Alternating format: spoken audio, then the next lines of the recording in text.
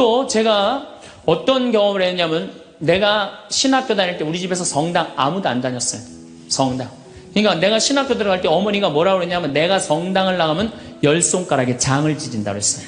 당신이 김옥금인데 황옥금으로 바꾼다고 그랬어. 근데 어머니 정말로 어머니 마음을 돌릴 수가 없더라고요. 그래서 내가 맨날 부모를 위한 기도 맨날 바쳤어요. 신학교 때. 1학년 때도 효과가 없고 2학년 1학기 됐는데 어머니가 세례를 받은 거예요. 너무 신기해. 꿈에 교황님이 왔다는 거예요. 요한바울 2세 교황님이 와갖고 이 집이 신부가 날 집인데 네가 고집을 피우면 어떻게 하느냐. 그래서 성당 나가기 싫었는데 어쩔 수 없이 나간 거예요. 당신 내 팔자가 신부 팔자인 줄 알고. 그러니까 우리 어머니가 보통 분은 아니에요. 꿈에 상대해도 교황님 아니면 상대를 안 하니까. 그런데도 그때도 네가 성당 나가라 했더니 내가 안 다녔다는 거예요.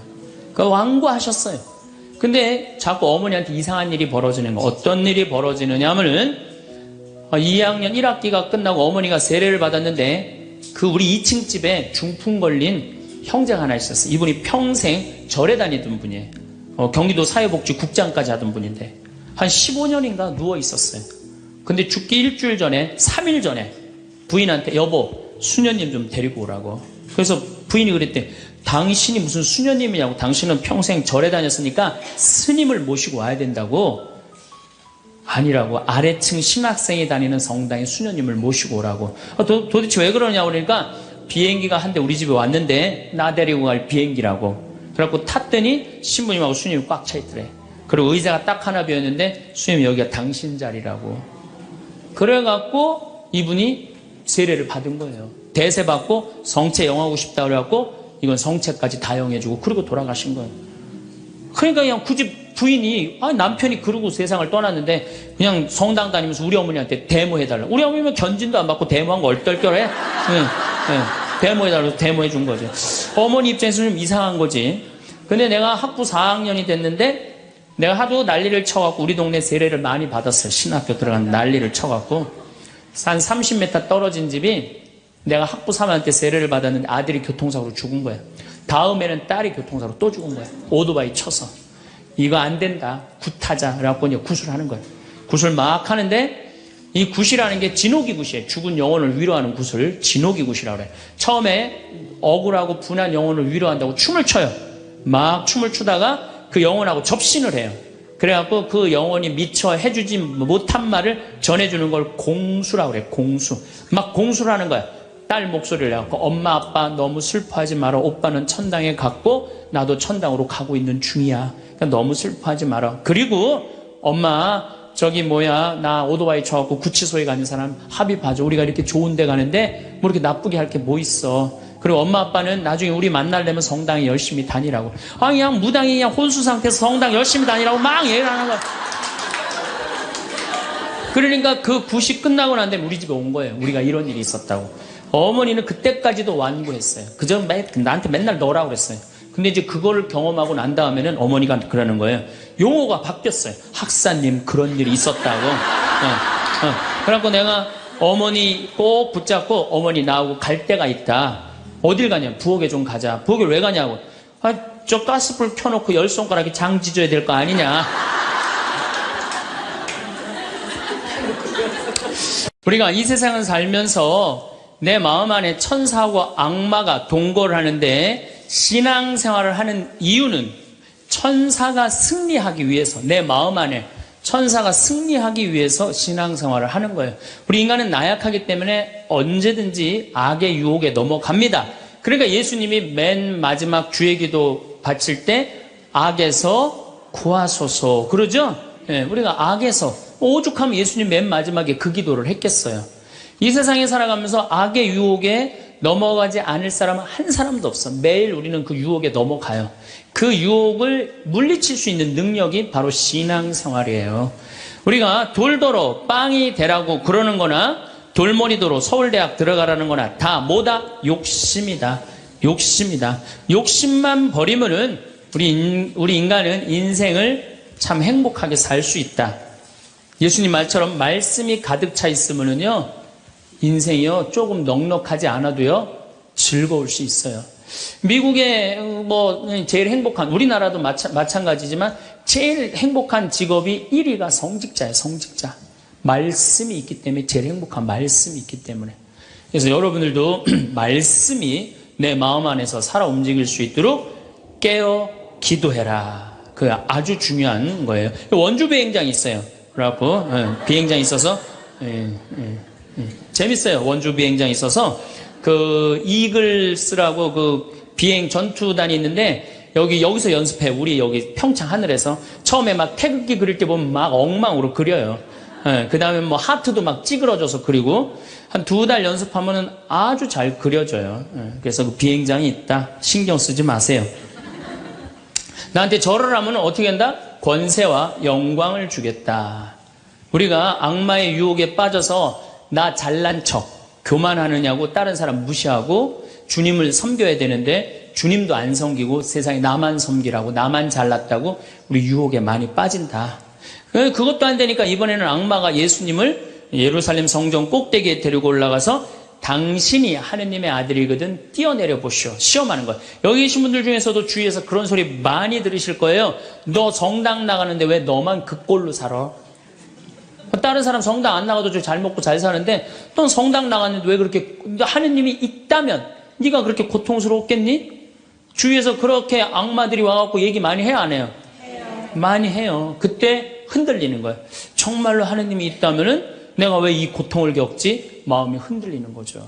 근데 저는 사제생활 20년 정말 짧은 세월을 살면서 영혼이 있다는 거, 영원이 있다는 거, 귀신이 있다는 거, 연옥이 있다는 거, 이거 확실히 믿습니다. 너무 많이 경험을 해서 그래요. 제가 10년 전에 본당 신부할 때, 능평 성당에서 본당 신부할 때인데 성가대가 밤샘 피정을 해달라고 그래서 밤 10시부터 11시까지 강의를 했어요.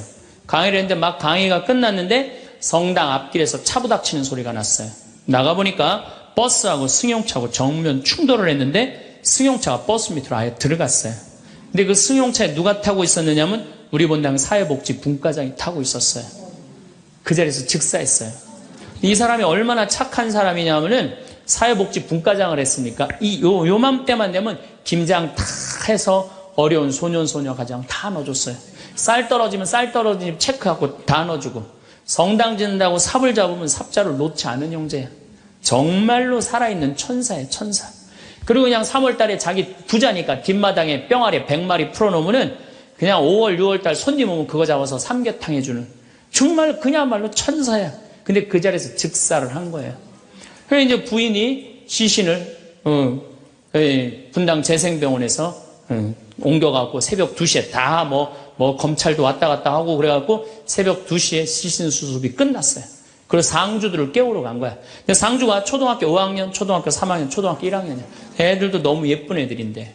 그래서 이제 엄마는 5살짜리 아이 저기 5학년 아이를 깨운 거야. 일어나봐라 아들아. 근데 이 아들이요 눈을 비비면서 엄마 나 이상한 꿈 꿨어 그러는 거예요. 무슨 꿈 꿨냐 그러니까 아빠랑 꽃밭을 가는데 너무 꽃밭이 예뻤다는 거예요. 막 천국같이 예뻤다는 거예요. 근데 그 꽃밭을 끝을 갔는데 손을 잡고 가는데 꽃밭 끝에 갔더니 계단이 하늘로 나 있는데 양쪽에서 날개 달린 천사가 우리 집으로 빨리 올라오라고 막 손짓을 했다고.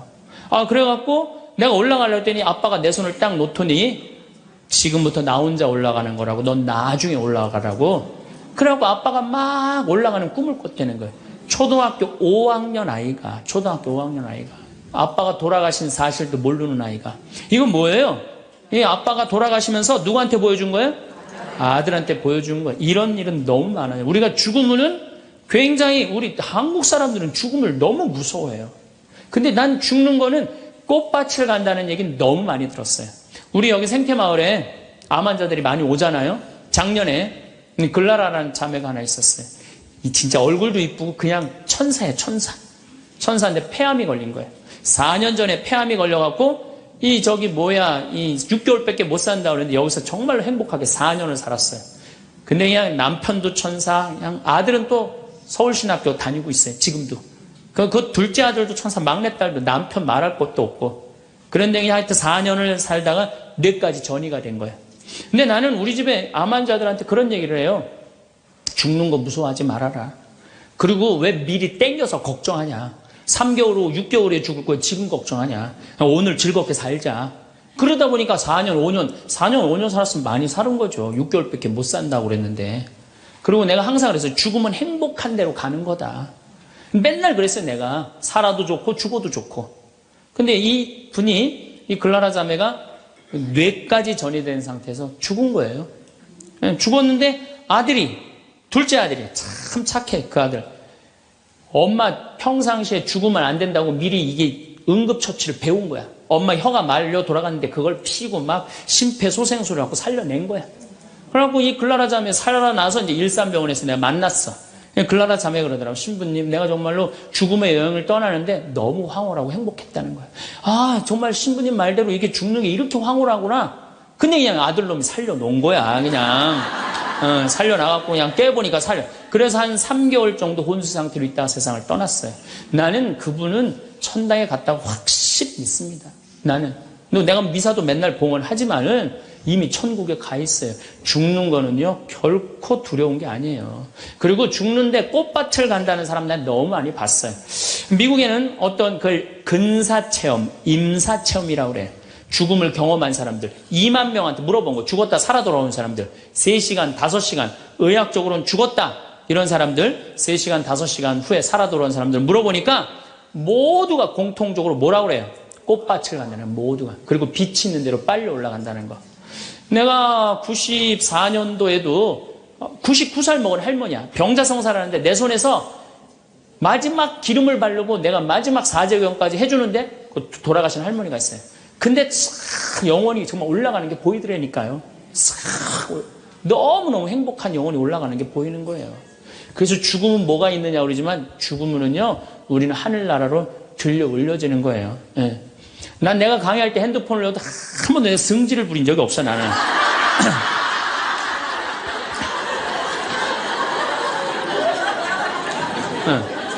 하늘로 싹 불러 올라가는 거예요. 그래서 티베트에는 사자의 서라는 책이 있어요.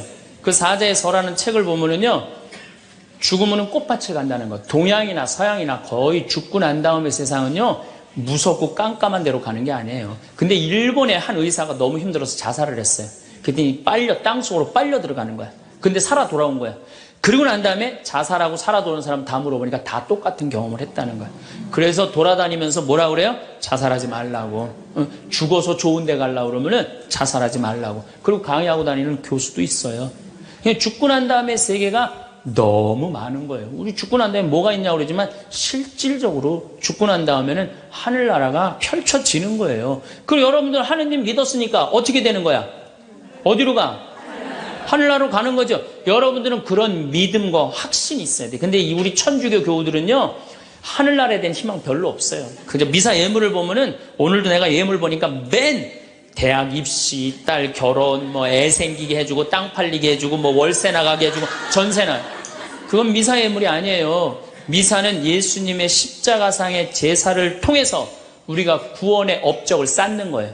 구원의 공로를 나누어 받는 거예요. 그러니까 미사를 드릴 때 내 영혼이 구원받기를 간절하게 예물을 내야 돼. 근데 자기 이름을 쓰고 자기의 구원을 위해서 미사 예물 내는 사람 한 사람도 없어요. 다 자식, 남편, 부모를 위해서야지 자기를 위해서는 안 된다 이거예요. 내가 언젠가 방송에도 얘기했지만은 성 안셀모 성인이 살아서 자기를 위하여 드리는 미사 한 대는 죽어서 드리는 위령 미사 1000대보다 낫다고 그래. 근데 여러분들은 자기를 위해서 한 번도 안 드리는 거 아니에요. 내가 구원받기를. 여러분들 비오 신부님 1918년서부터 1968년까지 50년 동안 오상 받은 비오 신부님 아시죠? 그 비오 신부님 매일 피를 3분의 1컵을 쏟았어요. 의사 3명이서 평생을 감염이 될까 치유가 될까 옆에 붙어 있었는데 아무 소용이 없었어요. 이 비오 신부님은 처음에 너무 고통스러워서 이거 붕대 감고 다녔어. 다른 사람 표시도 안 내려고. 근데 어쩔 수 없이 당신이 표시로 나오는 수밖에 없었죠. 이분은 미사를 보통 2시간, 3시간 드렸어요. 하고 온 많은 사람들이 이분 덕에 성화가 많이 됐죠. 근데 이분이 뭐라고 그래요? 미사야말로 가장 아름다운 구원의 제사라고 그랬어요. 미사를 가장 귀하게 여긴 현대 성인이에요. 그러니까 여러분들 미사처럼 좋은 게 없는 거예요. 그 미사 시간 예수님의 십자가상의 제사를 통해서 내 구원의 은혜를 받는 거야. 근데 우리는 죽고 난 다음에 생각 거의 안 해요. 그냥 살아서 디립다 받고 싶은 거지, 그냥. 살아서. 이것도 내가 뭐 욕심이야, 욕심. 하늘나라에 대한 희망을 가져야죠. 어쨌든 또 더 재미난 거. 이것도 내가 방송에서 얘기한 건데, 15년 전에 평택 비전동 본당 신부할 때 1월 첫 주에 엄마, 아빠, 딸 4명이 눈이 빨개져 갖고 왔어요. 자기네들 성당 다니고 싶다는 거예요. 원래 성당 안 다니는데. 왜 성당 다니려고 그러느냐? 그랬더니 아버지가 살아생전에 하느님이 있긴 뭐가 있느냐? 그 니네들이 예수쟁이들이 니네들 돈 뺏어 먹으려고 천당, 지옥 겁주는 거다. 죽음은 끝이다. 평생 그랬대요. 하느님을 믿느니 뭘 믿는다? 내 주먹을 믿는다. 맨날 그랬대요. 근데 이 할아버지가 12월 20일 날 돌아가신 거야. 돌아가셨는데 저승길이 있는 거야. 미치는 거지. 죽었는데 아무것도 없는 줄 알았는데 저승길이 있으니 얼마나 미치겠어요. 그래갖고 저승사자들한테 매달렸대요. 난 돌아가야 된다고. 그래갖고 아버지를 하관을 땅에다 묻는데 관을 두들기더래요. 뚜껑을 열어보니까 이게 진짜 내가 경험한 거예요. 뚜껑을 열어보니까 아버지가 살아 돌아온 거예요. 그러면서 저승 얘기를 해준 거예요. 저승길이 있더라. 너희들 정말로 하느님을 믿어라. 그리고 일주일을 살고 돌아가신 거예요, 할아버지. 그러고 난 다음에 이제 1월 초에 나와갖고 눈이 빨개갖고 성당 나오겠다고. 저는 그런 경험을 너무너무 많이 해요. 그런 경험을. 저만 그런 게 아니에요. 여러분들도 인생 살아오면서 하느님의 손길이 다 있었어요. 순간순간 다 있으셨죠? 근데 왜 까먹어요? 기도하지 않아서 까먹는 거예요. 끊임없이 기도하고 끊임없이 감사하고 내가 기쁘게 살지 않고 욕심 펴서요. 그 하느님의 모든 사랑과 은혜를 다 까먹고 사는 거예요. 어쨌든 이거는 내 개인적인 뭐 신앙 체험이라면 내가 공적인 얘기를 좀 할게요. 이제 오늘 이제 성모님 얘기를 좀 해야 될 것 같아요. 성모님이 세계 곳곳에서 지금 발현을 하세요. 그 중에 아주 공식적인 발현 3가지만 말씀을 드릴게요. 1531년 멕시코 과달루페에 성모님이 발현을 하세요. 1531년 12월 9일 날 발현하세요. 근데 이 12월 9일이 동방교회는 아예 처음부터 원죄 없이 잉태되신 축일이야. 우리는 나중에 지냈는데 동방교회는 처음부터 원죄 없이 잉태되신 성모님 축일이 12월 9일이에요. 그래갖고 이날 이제 이 57살 먹은 요한 디에고라는 인디언이 있었어요. 당시에 1517년, 18년에 스페인 사람들이 멕시코를 점령해요. 그러니까 10년, 15년도 안 된 거예요. 그래갖고 이 사람은 세례를 받았어. 요한 디에고라는 사람은 세례를 받았는데 부인도 죽고 자식도 없는 사람이야. 오로지 그냥 3시간 걸어서 미사참례 다니는 사람이야. 토요일 날 이제 성당을 간다고 갔는데 테페악이라는 언덕에 딱 올라섰는데 기가 막히 아름다운 음악이 들리고 코를 찌르는 기가 막힌 향내가 나는 거야. 가보니까 너무 아름다운 부인이 서 있는 거야. 성모님이. 성모님이 딱 나타나갖고 요한 디에고, 나는 탄식하는 이들의 위로의 어머니고 도움을 청하는 이의 어머니다. 나의 사랑을, 하느님의 구원을 온 세상에 전하기 위해서 이 언덕에 성당을 지라고 주마라가 주교한테 가서 얘기를 해라. 당시에 스페인 일대 주교가 와 있었어요. 주교한테 가서 얘기를 하라는 거야. 요한 디에고는 성모님을 너무 명명백백하게 봤기 때문에 의심하지 않고 주교관을 쫓아가요. 근데 이게 멕시코 사람이야. 완전히 까만 인디안이야. 그런데 주교관에 딱 갔더니 입구에서부터 못 들어오게 막는 거예요. 문지기들이 어딜 들어오느냐고. 아니 난 꼭 가야 된다고. 나 좀 들여다 보내달라고. 그래갖고 그냥 문지기들이 왔다 갔다 했는데 주교님이 뭐냐 그러니까 아니 주교님 만나러 왔다고 들여보내라고. 그랬더니 요한 디에고가 내가 성모님을 만났는데 성모님께서 주교님한테 그 테페악이라는 산에다가 성당을 지나라고 전해주라고 그랬다고. 여러분들이 지금 남산을 가는데 남산 꼭대기 가는데 성모님이 딱 나타났어요. 너무 아름다운 모습으로. 마리아, 데레사 이렇게 합시다. 데레사, 너 우리 추기경님한테 가갖고 이 나의 사랑을 온 세상에 대한민국에 전하기 위해서 남산 꼭대기에 성당을 지라고 가서 전해라. 분명히 성모님을 봤어요. 그래갖고 여러분들이 이제 명동에 가갖고 추기경님한테 내가 성모님을 만났는데 남산 꼭대기에다 성당을 지라고 그랬다고. 그럼 추기경님 아유 잘 알겠습니다. 그리고 짓겠습니다. 그럴 것 같아요? 명동에 가면 약간 정신 나간 여자 3명 있어요. 4번째 등극하는 거 4번째. 성모님 본 사람들 다 처음에 무슨 대접받아요? 다 미친 사람 대접받아요. 다. 그러니까 주교님이 뭐라고 그러냐면은 이상한 소리 하지 말아라. 가라 그래요. 네가 정말이라면 나중에 얘기하자 그래요.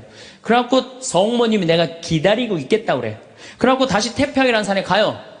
성모님한테 그래요.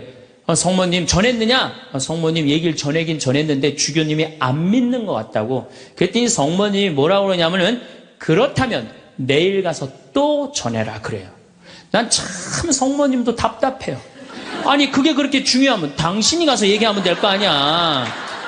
왜 그 저기 뭐 57살 먹은 보면은 벨라 됐다. 그 다음에 루시아 다 똑같아.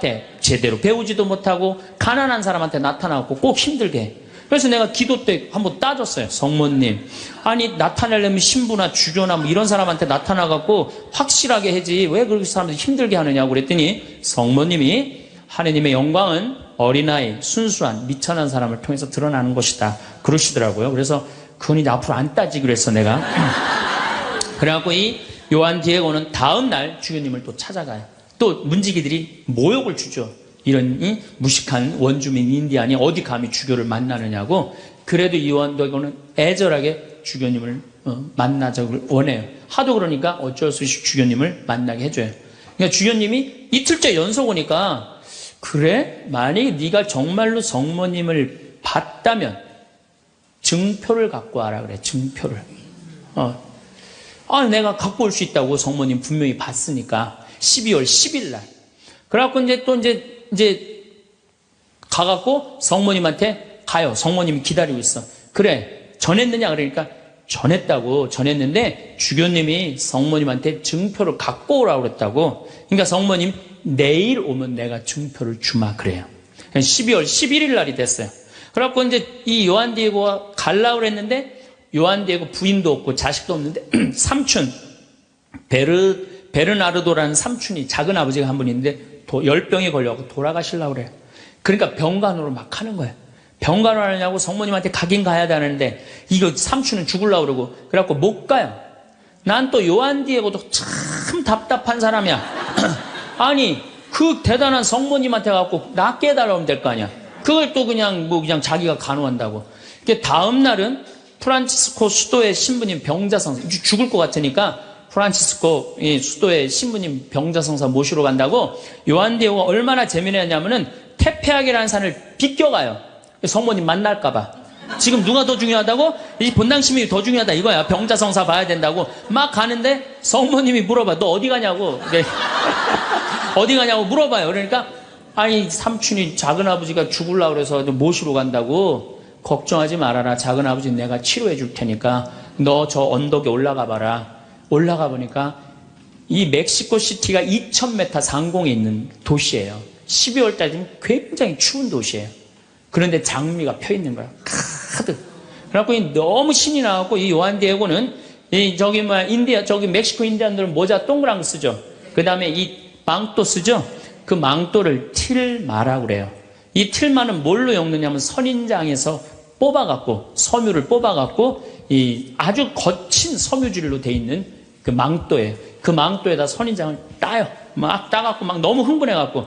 그러니까 성모님이 그걸 보더니 웃으면서 가지런히 놔줘요. 내가 가지런히 놔주마. 가지런히 놔줘갖고 등에다 져요. 등에다 져갖고 너무 신이 나갖고 주교관에 가요. 주교관에 가갖고 이제 가려고 그랬더니 막 향이 나고 그러니까 문지기들이 이게 뭐냐 그러니까 이거 줘라 그러니까 안 된다고. 이거 주교님한테 갖다 줘야 된다고. 그래갖고 그 주교님 앞에 가갖고 증표 갖고 왔다고 장미를 딱 떨어뜨리는데 이 주교님은 장미에는 전혀 관심이 없는 거야.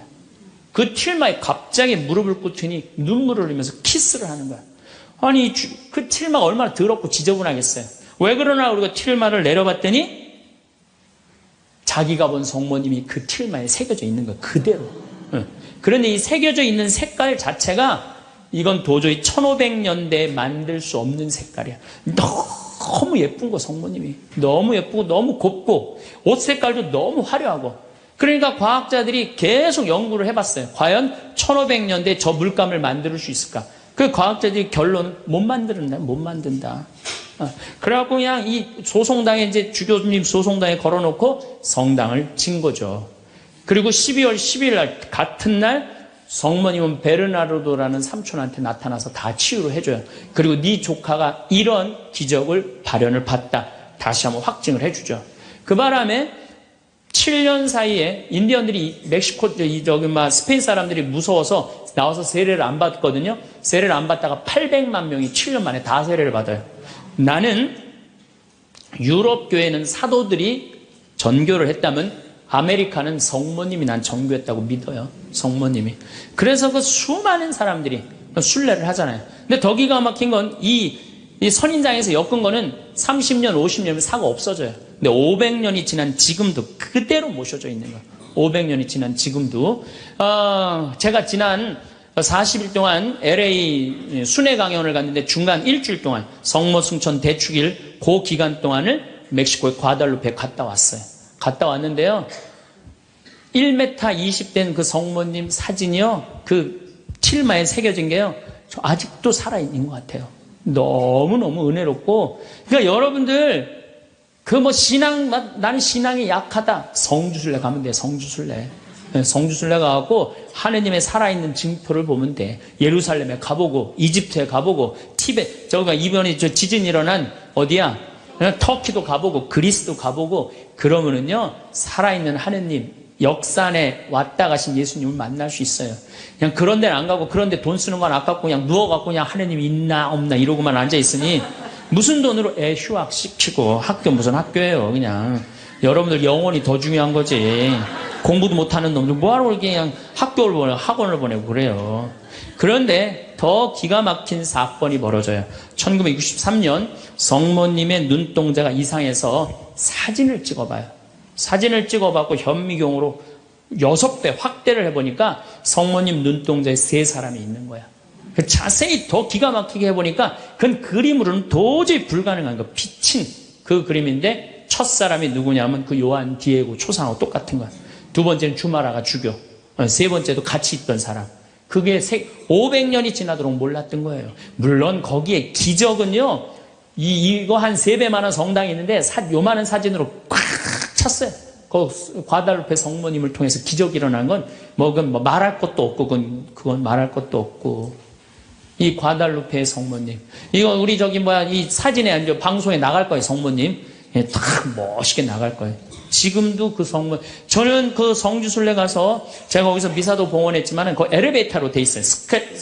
에스컬레이터라고 그러네요. 하도 사람이 많으니까 스면은 쭉 지나가서 볼 수 있어요. 그리고 또 뒤쪽으로 또 돌아. 그러면 또 뒷걸음막 또 쭉 가면서 볼 수 있어. 내가 묵주기도 5단을 하면서 그 성모님만 봤는데도요. 그렇게 은혜롭더라고요. 근데 그 사진도 지금 사갖고 왔는데 보고 있으면 너무너무 행복해요. 성모님이 얼마나 우리 아들 구원 사업을 많이 신경을 쓰시겠어요.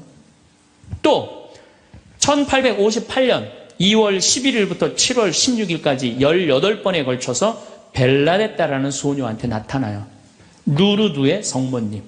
이 피레네 산맥 밑에 있는 조그만 동네에 루르드라는 게 그거 보면 그냥 저 피레네 산맥이 꼭대기까지 보여요. 근데 이 아이가 너무 가난한 거야. 2월 11일 날 피레네 산맥 프랑스 끝에 있으면요 추워요. 너무 추워하고 땔감을 모으러 가. 막 땔감을 모으러 가는데 동굴에 빛이 나는 거야. 부인이 보이는 거야. 너무 아름다운 마담이 보이는 거야. 너 나한테 계속 올 수 있느냐? 네 마담. 처음에 이름을 밝히지 않아요. 그리고 이 벨라데타도 14살 난 아이도 마담이라고 그래. 근데 동생한테 얘기를 해요. 야, 너 비밀 지켜야 된다. 내가 오늘 성모님 봤거든. 그러니까 아무한테도 말하지 말아라. 근데 이 동생이 집에 가자마자 엄마, 언니가 성모님 봤대. 그러니까 엄마가 어떻게 했을 것 같아요? 귀싸대기를 때려요. 그거 쓸데없는 소리 하지 말라고. 그러니까 성모님 보고 되게 많이 맞아요, 보면은. 많이 맞아. 성모님 보는 게 좋은 거 아니야, 여러분들. 괜히 성모님 봤다 어디 가면 꼭 꽂은 사람 취급당하니까 나한테 성모님이 나타났으면 좋겠다. 그런 꿈도 꾸지 마세요. 쓸데없는 소리 하지 말라고. 그런데 계속 나가요. 그런데 2월 25일 날 성모님이 자꾸 그 동굴 밑을 파라는 거야. 자꾸 파니까 물이 솟아나오는 거야. 거기 씻어라. 그 사람들이 제가 성모님을 봤다니까 사람들이 모이기 시작하는 거야. 자꾸 모이기 시작하는데 그 눈병이 온 사람이 그걸 씻으니까 싹 낫기 시작하는 거야. 하루에 40만 리터씩 물이 펑펑 쏟아져 나오는 거죠. 그러니까 자꾸 사람들이 이제 물어보니까 본당 신부님이 벨라데타를 불러요. 얘야, 너 그분을 만나면 성모님을 만나면 이름이 뭐냐고 물어봐라. 그랬더니 벨라데타가 맹랑한 소리를 해요. 그분은 성모님이 아니다. 그거는 그냥 부인이다. 너무 아름다운 파란 띠를 한. 여러분 루르드 성모님 파란 띠 아시죠? 파란 띠를 한 부인이다. 부인. 마담이다. 글쎄 마담이든 뭐든 이름을 좀 알아갖고 알아. 그래갖고 3월 25일 날 중요한 성모 용보축일이죠? 만났어요. 만나고 이렇게 물어봐요. 마담, 본당 신부님이 이름이 뭔지 알아보라고 그랬다고. 그랬더니 성모님이 내 이름은 꾸에소에 에라 임마culata 콘셉시우다 딱 그래요. 얘는 라틴어를 배운 적도 없는 애야. 그리고 그 피렌체 언어를 쓰는 아이야. 라틴어를 배운 적도 없는 아이인데 성모님이 꾸에소에 에라 임마culata 콘셉시우 이러니까 그거 안 까먹으려고 막 입술로 막 되네요. 꾸에소에 에라 임마culata 콘셉시우. 그래갖고 본당 신부 문을 확 열면서 이름 알아왔다고. 뭐라고 그러느냐? 꾸에소에 에라 임마culata 콘셉시우랍니다. 그랬더니 본당 신부 너 그 무슨 뜻인지 어떻게 아느냐? 그랬더니 벨라데tta가 뭐라 그러냐면 난 무슨 뜻인지 나 안 잊어먹으려고 이게 외우느냐고 죽을 뻔했다고. 정말로 그래요. 정말로. 너무 힘들었다고. 그래갖고 본당 신부한테 얘기를 했는데 깜짝 놀라는 거 본당 신부가. 왜 놀라느냐면 그게 무슨 뜻이냐면은 라틴어인데 임마culata가 깨끗하다라는 뜻이야. 콘셉시오라는 게 임신했다라는 거. 원죄 없이 잉태된 교리가 1854년에 반포가 돼요. 4년 전에 교황청에서. 그런데 성모님은 항상 당신에 대한 교리가 반포되면 발현을 통해서 꼭 알려줘요. 확증을 시켜주는 거죠. 그러니까 이게 발현인가 보다. 그래갖고 거기서 이제 성당을 짓고 수많은 사람들이 순례를 하고 거기에 이제 물이 펑펑 쏟아져 나와갖고 어떻게 수많은 사람들이 기적을. 그래갖고 거기도 의사들이 있어요. 이 자연 치유냐 기적이냐. 뭐 기적을 함부로 해주는 건 아니지만 그래 거기 간 사람들이 다 그 물 먹고 많이 낫고 그러잖아요.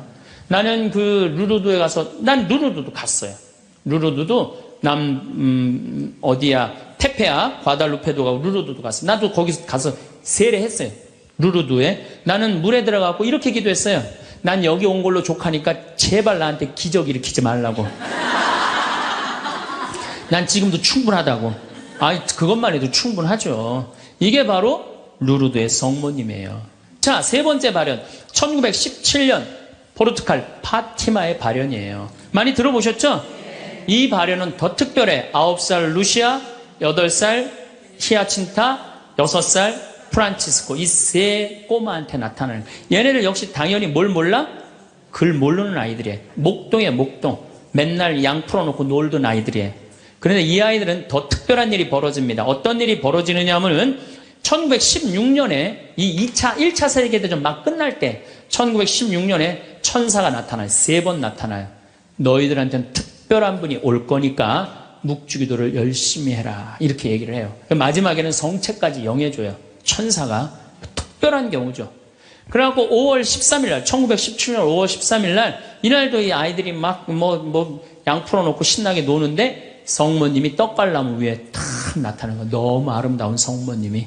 그래갖고 루시아, 히아친타, 프란치스코 너희들 매달 13일 날 여기 와줄 수 있겠느냐. 네, 오겠습니다. 나는 로사리오의 모후다. 여러분들 이 성모님이 그 유명한 그 계시가 뭐예요? 죄인들의 회개. 그렇죠? 그 다음에 또 뭐가 있어요? 연옥 영혼들을 위해서 기도하고 그 다음에 공산주의 회개를 위해서 기도하라는 그 세 가지 성모님이 내리신 계시죠. 뭐 당연한 거죠. 그런데 7월 13일 날은 이 루시아가 천당, 지옥, 연옥을 세 개를 다 봐요. 그리고 이 루시아는 오랫동안 살죠. 오랫동안 사는 히아친타하고 프란치스 중간에 다 죽지만 어렸을 때 루시아한테는 특별한 성모님이 계시를 많이 했죠. 근데 9월 달에 사람들이 3만 명이 모여요. 3만 명이. 왜 3만 명이 모이냐면은 자꾸 너무너무 유명해지니까. 그런데 이때 꽃비가 막 내리는 거야. 근데 사람들한테 올 땐 다 녹아내리는 3만 명이 다 같이 경험을 하는 거예요.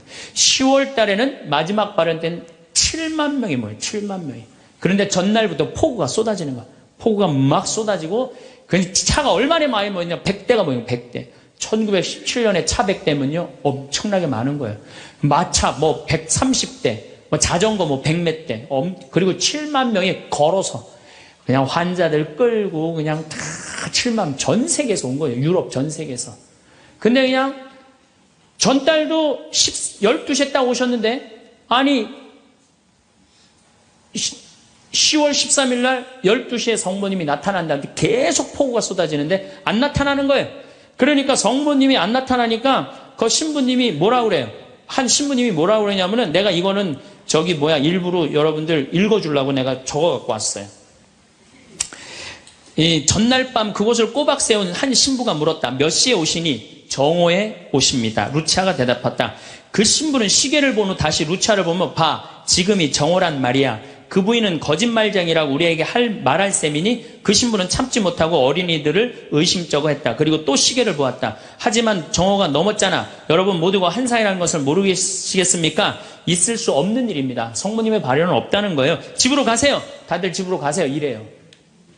근데 루시아는 부인께서 오신다고 하셨습니다.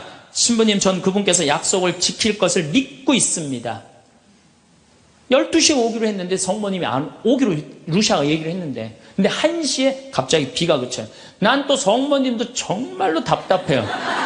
아니 12시 오기로 했으면 12시 와야 될 거 아니야. 왜 1시간 동안 애를 괴롭혀, 애들을. 1시에 갑자기 비가 멎치고 구름이 거치는 거예요. 거치면서 태양이 비치는데 기가 막힌 장면이 벌어지는 거예요. 태양이 돌면서 무지개 색깔이 나면서, 그리고 의심을 품었던 많은 사람들이 와요. 여기도 이제 그 내용이 나와요.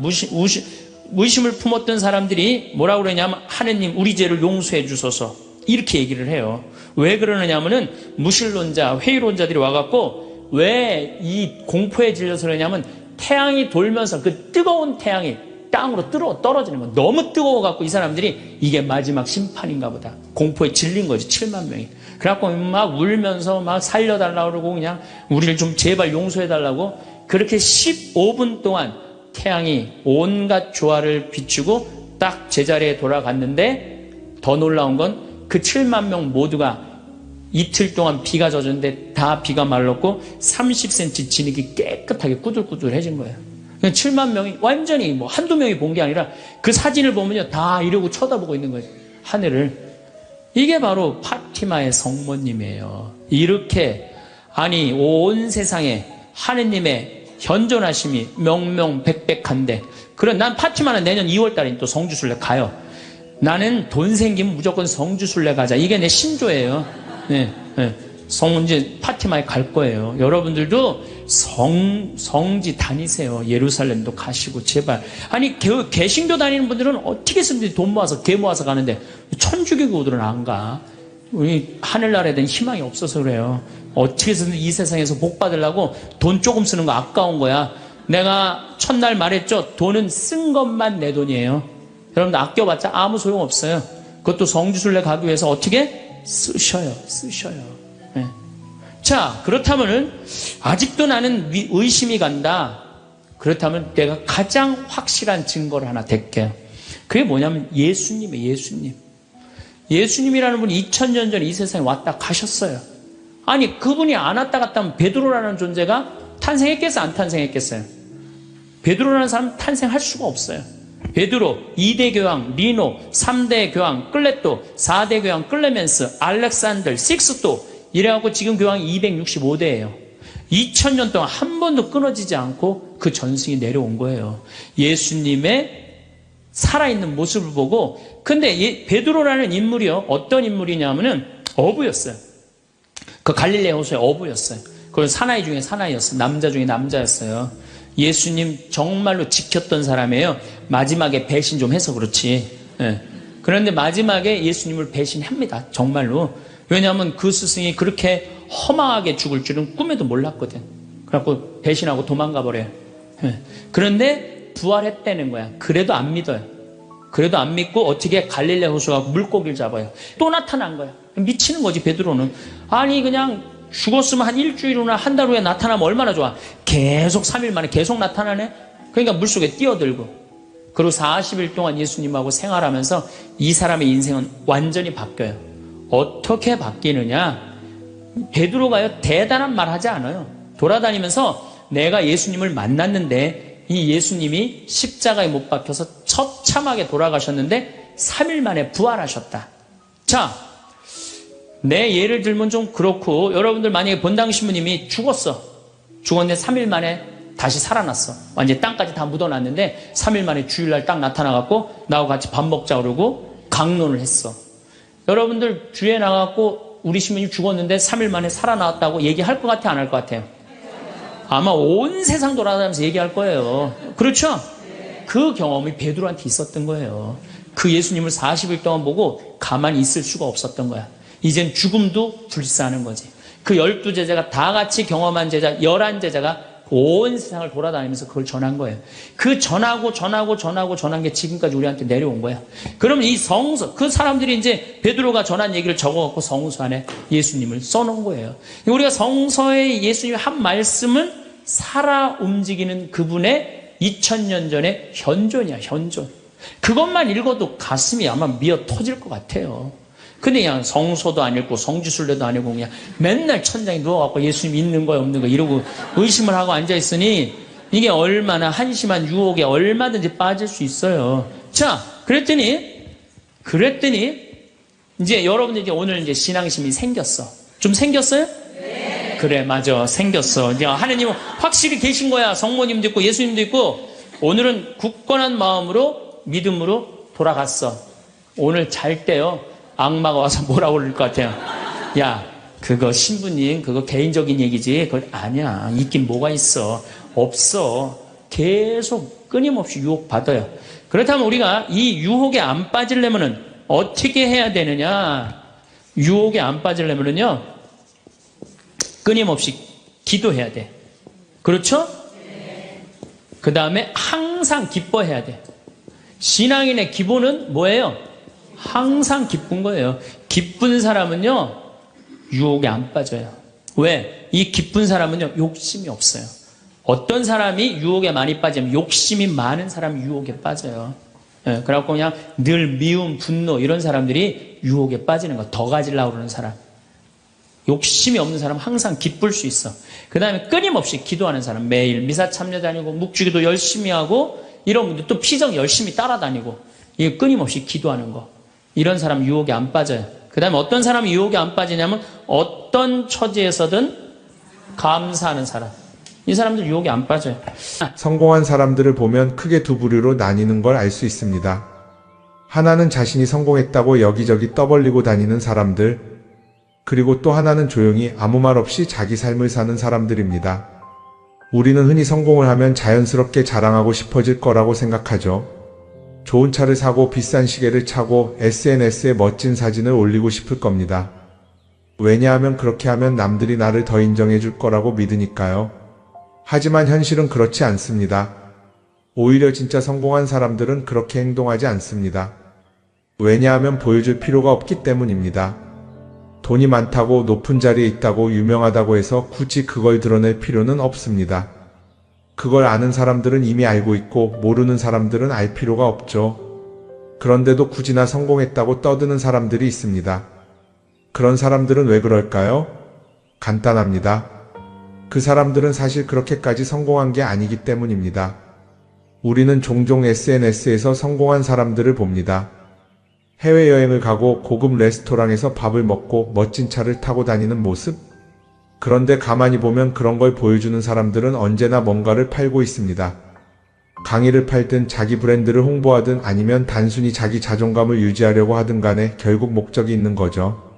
진짜 부자들은 그렇게 하지 않습니다. 오히려 조용히 아무도 모르게 자기 일을 합니다. 왜냐하면 자랑해서 얻을 게 없기 때문입니다. 오히려 괜히 잘난 척했다가 사람들에게 이용당하거나 시기와 질투를 받거나 쓸데없는 오해를 사는 게 더 피곤합니다. 이건 단순한 돈 이야기가 아닙니다. 사회적인 성공을 이룬 사람들도 마찬가지입니다. 진짜 실력 있는 사람들은 자기 실력을 굳이 떠벌리지 않습니다. 왜냐하면 그럴 필요가 없으니까요. 자기 분야에서 최고라면 사람들이 먼저 알아서 찾아옵니다. 반대로 실력이 부족한 사람일수록 자기를 포장하려고 애씁니다. 우리가 흔히 듣는 말이 있죠. 빈수레가 요란하다. 이 말이 괜히 있는 게 아닙니다. 정말 내실이 있는 사람들은 굳이 시끄럽게 굴지 않습니다. 반대로 겉만 번지르르한 사람들은 자기가 얼마나 대단한지 떠들고 다닙니다. 이걸 좀 더 현실적인 예로 들어볼까요? 동창회에 나가면 꼭 이런 사람이 있습니다. 옛날에는 별거 아니었는데 갑자기 잘 됐다고 나타나서 자기가 얼마나 성공했는지 자랑하는 사람. 처음에는 다들 와 대단하다 하고 들어주지만 시간이 지나면 어떨까요? 대부분 속으로 이렇게 생각할 겁니다. 저 사람 뭐 저렇게까지 티를 내? 결국 그런 사람은 점점 멀어지게 됩니다. 반면에 정말 성공한 사람들은 조용합니다. 굳이 자기가 어떻게 살고 있는지 설명하지 않죠. 그런 사람들은 오히려 주변에서 먼저 알아보고 자연스럽게 존경을 받습니다. 그게 진짜 성공입니다. 그럼 우리는 어떻게 해야 할까요? 내가 뭔가를 이루었을 때 굳이 남들에게 알릴 필요가 있을까요? 물론 가까운 사람들에게 좋은 소식을 전하는 건 좋습니다. 하지만 굳이 모든 사람들에게 나 이렇게 잘 살고 있어요 하고 알릴 필요는 없습니다. 그런 행동은 결국 나에게 득이 되지 않습니다. 성공이라는 건 원래 조용한 겁니다. 내가 잘 되고 있으면 주변 사람들이 자연스럽게 알게 됩니다. 굳이 내가 말하지 않아도 내 행동과 태도에서 묻어나오게 되어 있습니다. 그러니 굳이 보여주려고 애쓰지 마세요. 오히려 그게 더 진짜 성공한 사람의 태도입니다. 사람은 사회적 동물이라고 하잖아요. 혼자 살아갈 수 없고 결국 사람과의 관계 속에서 기쁨도 얻고 때로는 상처도 받습니다. 그런데 한 가지 생각해 볼 게 있어요. 우리가 정말 인간관계가 필요해서 맺고 있는 걸까요? 아니면 그냥 그래야 한다고 배워서 어쩔 수 없이 유지하고 있는 걸까요? 어릴 땐 친구 많으면 좋다고 하죠. 사회생활에서도 인맥이 중요하다는 말을 많이 합니다. 그런데 정작 주변을 보면요, 인간관계가 넓은 사람일수록 스트레스를 더 많이 받아요. 전화벨이 울릴 때마다 이번엔 또 무슨 부탁일까 싶고 단체 채팅방에서 메시지가 올 때마다 이걸 또 어떻게 대답해야 하나 고민하죠. 관계가 많아질수록 책임과 피로도 함께 늘어나는 겁니다. 어떤 사람들은 인간관계를 줄이면 외롭지 않겠냐고 해요. 그런데 가만히 생각해보면 진짜 외로움을 느끼는 순간이 언제인지 아세요? 오히려 불필요한 인간관계 속에 있을 때입니다.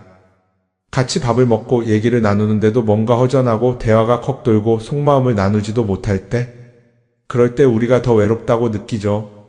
그렇다고 당장 인간관계를 다 끊어버릴 순 없겠죠. 하지만 적어도 내가 정말 소중하게 여겨야 할 관계와 그냥 관성적으로 유지하는 관계는 구분할 필요가 있습니다. 예를 들어 매번 나한테 부탁만 하고 정작 내가 어려울 땐 연락 한 번 없는 사람.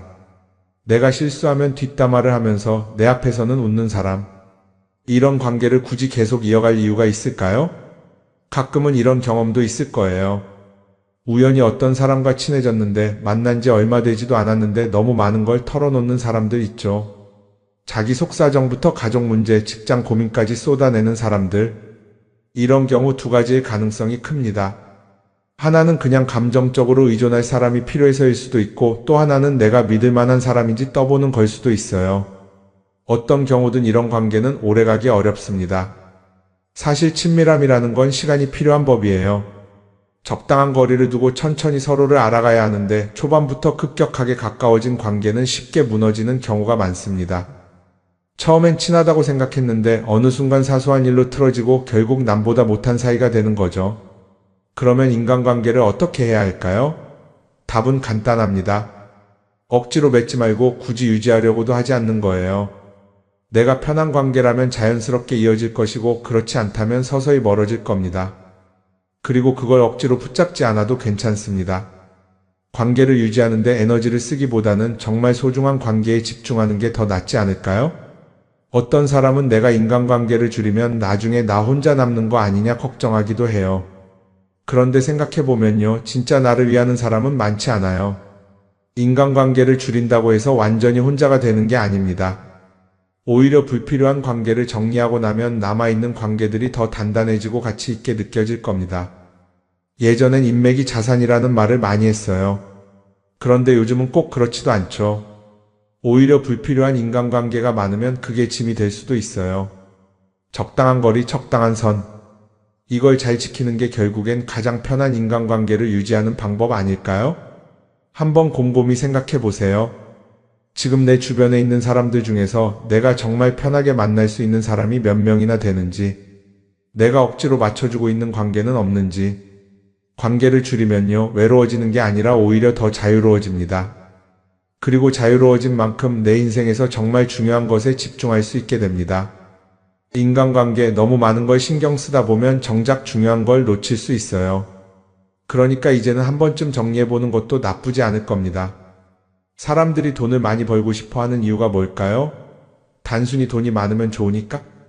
물론 그것도 있겠지만 사실 돈을 원하는 진짜 이유는 더 나은 삶을 살기 위해서겠죠. 그런데 문제는 돈을 많이 번다고 해서 반드시 삶이 나아지는 건 아니라는 겁니다. 오히려 더 많이 벌수록 더 많이 쓰게 되는 경우가 많아요. 가끔 이런 생각해 본 적 없으세요? 예전에는 돈이 지금보다 훨씬 적었는데 이상하게 그때가 더 여유로웠던 것 같다. 왜 그럴까요? 사실 우리가 원하는 건 돈 그 자체가 아니라 돈을 통해 얻을 수 있는 자유인데 돈을 벌면 벌수록 그 자유를 잃어버리는 경우가 많아요. 더 좋은 차, 더 좋은 집, 더 좋은 옷을 사면서 점점 더 많은 돈이 필요해지고 결국엔 돈을 벌기 위해 또다시 일해야 하는 악순환에 빠지게 되는 거죠. 한번 생각해 봅시다. 우리가 정말 필요해서 뭔가를 사는 경우가 얼마나 될까요? 필요해서라기보다는 남들이 가지고 있으니까, 없어 보이기 싫으니까, 혹은 그냥 기분 전환을 위해서 소비하는 경우가 훨씬 많아요. 그리고 그런 소비를 할 때마다 스스로 이렇게 합리화를 하죠. 이 정도는 나를 위한 투자야. 그런데 가만히 보면 그 소비가 진짜 나를 위한 소비인지 아니면 그냥 사회가 만든 기준에 끌려가고 있는 건지 헷갈릴 때가 많습니다. 예를 들어 예전에는 스마트폰 하나면 충분했는데 이제는 스마트워치도 있어야 하고 무선 이어폰도 필요하고 태블릿도 있어야 할 것 같고 하나를 사면 또 다른 무언가가 필요해지는 시기예요. 사실 이건 우리가 그렇게 만들어진 겁니다. 광고도 그렇고 SNS도 그렇고 자꾸 우리에게 이렇게 말하죠. 이걸 사야 더 행복해질 수 있어요. 그런데 정작 그걸 사고 나면 어때요? 처음 며칠은 좋죠. 그런데 시간이 지나면 또 다른 걸 사고 싶어져요. 왜냐하면 물건이 우리를 오래 행복하게 만들어주지는 않거든요. 특히 요즘은 SNS가 이런 소비 심리를 더 부추기는 것 같아요. 예전에는 친구들끼리 만나서 나 새로 샀어 하고 자랑하는 게 전부였는데 이제는 SNS에 올리면서 전 세계 사람들에게 보여주잖아요. 그러다 보니까 남들도 다 뭔가를 사서 올리고 나도 따라해야 할 것 같은 기분이 드는 거예요. 그런데 중요한 건 그 사람들도 사실은 나와 똑같은 기분이라는 겁니다. 내가 남을 부러워하는 만큼 나도 누군가에게 부러움을 사려고 애쓰고 있는 거죠. 결국 끝없는 비교와 소비 속에서 진짜 중요한 걸 놓치게 되는 겁니다. 한번 이렇게 생각해보면 어떨까요? 만약 내가 지금부터 딱 1년 동안 불필요한 소비를 하지 않는다면 내 삶이 어떻게 변할까? 아마 처음에는 답답할 수도 있어요. 사고 싶었던 걸 참아야 하니까. 그런데 그걸 몇 번 참고 나면 어느 순간 깨닫게 될 겁니다. 내가 굳이 이걸 안 사도 괜찮네? 그렇게 불필요한 소비가 줄어들면 자연스럽게 돈이 쌓이겠죠. 그런데 돈이 쌓이는 것보다 더 중요한 게 있어요. 바로 마음의 여유가 생긴다는 겁니다. 돈을 쓰지 않는다고 해서 불행해지는 게 아니라 오히려 소비로부터 자유로워지면서 진짜 행복을 찾을 수 있어요. 물론 이걸 실천하는 게 쉽지는 않겠죠. 우리 주변에는 소비를 부추기는 것들이 너무 많으니까요. 하지만 적어도 이런 건 해볼 수 있습니다. 뭔가를 사고 싶을 때 한 번만 스스로에게 물어보는 거예요. 이게 정말 나한테 필요한 걸까? 아니면 그냥 순간적인 욕심일까? 만약 그 질문을 던졌을 때 5초 안에 당연히 필요하지 라는 답이 나오지 않는다면 사실 그건 없어도 되는 물건일 가능성이 큽니다. 정말 필요한 건 고민할 필요도 없이 바로 떠오르거든요. 그러니까 이제는 한 번쯤 생각해 봐야 할 것 같아요.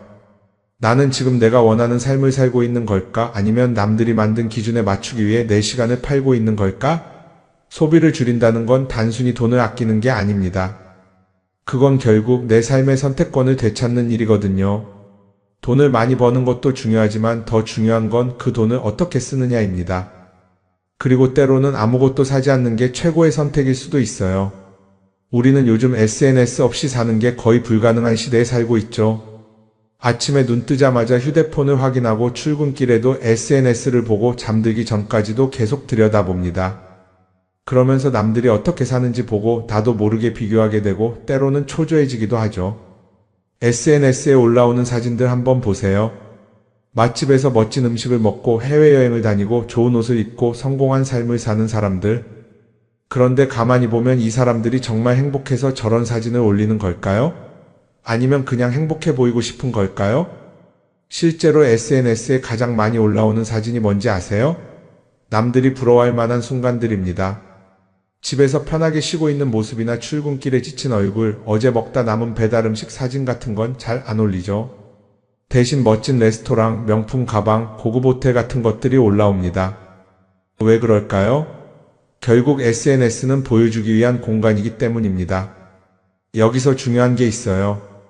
우리가 SNS에서 보는 건 그 사람의 삶 전체가 아니라 편집된 일부 장면이라는 겁니다. SNS는 마치 한 편의 다큐멘터리나 영화처럼 잘 꾸며진 장면들만 보여줍니다. 그런데도 우리는 그걸 보면서 아, 저 사람은 나보다 더 행복하구나 하고 착각하죠.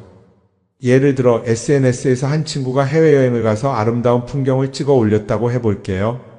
우리는 그걸 보면서 부럽다, 나도 저렇게 살고 싶다라고 생각하겠죠. 그런데 정작 그 친구는 사진을 찍고 나서도 일 때문에 스트레스를 받고 있을 수도 있고 여행 비용을 감당하느라 카드가 걱정을 하고 있을 수도 있습니다. 그 부분은 우리는 알 수가 없죠. 그런데 문제는 이렇게 남들과 비교하는 습관이 쌓이면 결국 내 삶이 초라하게 느껴진다는 겁니다. 원래는 그냥 조용히 살아도 괜찮았는데 SNS를 보고 나면 나만 뒤처지는 것 같고 뭔가를 더 해야 할 것 같고 괜히 불안해지죠. SNS는 기본적으로 사람들의 비교 심리를 자극합니다. 남들이 가진 걸 나도 갖고 싶게 만들고 남들이 하는 걸 나도 해야 할 것 같은 기분이 들게 만들죠.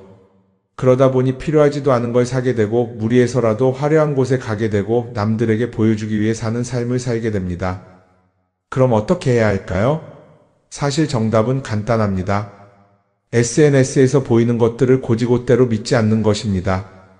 그리고 더 중요한 건 남과 비교하는 걸 멈추는 것이에요. 어떤 사람이 비싼 차를 타고 다닌다고 해서 그 사람이 꼭 행복한 건 아닙니다. 좋은 차를 타고 다니지만 밤마다 사업 걱정에 잠 못 이루는 사람도 많아요. 반대로 대중교통을 이용하지만 마음 편하게 사는 사람도 있죠. 결국 행복은 보이는 것이 아니라 느끼는 것입니다. SNS를 덜 보면 덜 불행해진다는 연구 결과도 있어요. 하루 종일 남의 삶을 보면서 비교하는 시간을 줄이면 내 삶에 집중할 수 있는 시간이 많아지는 겁니다. SNS를 완전히 끊을 필요는 없지만 최소한 그 안에 있는 것들이 전부 진짜라고 생각하지 않는 태도는 필요합니다. 우리는 누구나 자신만의 속도로 살아가고 있어요. 남들은 남들대로 사는 거고 나는 나대로 살면 됩니다. SNS에서 남들의 화려한 모습을 볼 때마다 한 번쯤 이렇게 생각해 보세요. 이건 그 사람이 보여주고 싶은 삶일 뿐이다. 그러면 조금은 편해질 겁니다. 사람들은 다들 자기 인생을 살아간다고 생각하죠. 그런데 가만 보면 정말 자기 인생을 사는 사람이 얼마나 될까요? 많은 사람들이 사실은 남이 만들어 놓은 기준에 맞춰서 살고 있어요. 좋은 대학, 좋은 직장, 좋은 차, 좋은 집. 다들 이런 걸 목표로 삼지만 정작 내가 원하는 삶이 뭔지 깊이 생각해 본 적이 없는 경우가 많아요. 이건 어릴 때부터 교육받아온 방식과도 관련이 있어요. 우리는 어릴 때부터 이렇게 살아야 한다는 틀 안에서 자라죠. 공부 열심히 해서 좋은 성적을 받아야 하고 좋은 직장을 가져야 하고 결혼도 적당한 때에 해야 하고 마치 인생이 정해진 수순이라도 있는 것처럼요. 그러다 보니 나 스스로 정말 원하는 걸 고민하기보다는 그냥 남들이 정해놓은 목표를 따라가게 돼요. 그런데 이렇게 남의 기준에 맞춰서 살다 보면 어느 순간 공허함을 느끼게 됩니다. 이게 정말 내가 원했던 삶인가? 하는 의문이 들 때가 오죠. 어릴 땐 성적이 목표였고 사회에 나와서는 연봉이 목표였고 결혼하고 나서는 아이 교육이 목표였는데 그 목표를 이루고 나면 허무한 거예요. 계속 뭔가를 이루긴 했는데 정작 나는 어디에 있는지 모르겠는 거죠. 진짜 중요한 건 내가 원하는 게 뭔지를 아는 것이에요. 그런데 이게 쉽지 않죠. 오랫동안 남의 기준대로 살아왔기 때문에 막상 내가 정말 원하는 게 뭐지? 하고 물어보면 선뜻 대답하기 어려운 경우가 많아요. 하지만 이 질문을 하지 않으면 우리는 평생 남이 정한 기준 속에서 살게 됩니다. 그럼 어떻게 해야 할까요? 첫 번째로 필요한 건 내가 왜 이런 생각을 하게 됐는지 스스로 점검하는 거예요. 예를 들어 내가 비싼 차를 사고 싶다고 생각한다면 그게 정말 내 필요 때문인지 아니면 남들에게 잘 보이기 위해서인지 한번 따져봐야 해요. 만약 남들이 나를 어떻게 볼까 하는 게 더 중요하다면 그건 내 기준이 아니라 사회가 만들어 놓은 기준일 가능성이 큽니다. 두 번째는 다른 사람의 의견에 휘둘리지 않는 연습을 하는 거예요. 우리는 살아가면서 끊임없이 남들의 평가를 받죠. 그 나이에 그런 걸 시작한다고? 지금 그게 가능하겠어?